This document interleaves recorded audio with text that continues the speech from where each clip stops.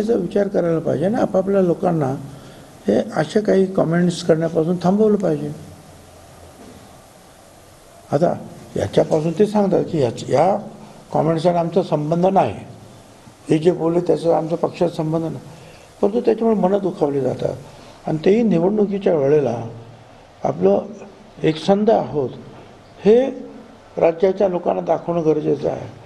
अशा वेळेला आपसामध्ये ही भांडणाची जी मजा हे विरोधी पक्ष घेणार आणि त्याचं नुकसान जे आहे हे महायुतीला पूर्णपणे होतं, एकाच पक्षाला नाही होणार, सगळ्यांना होणार.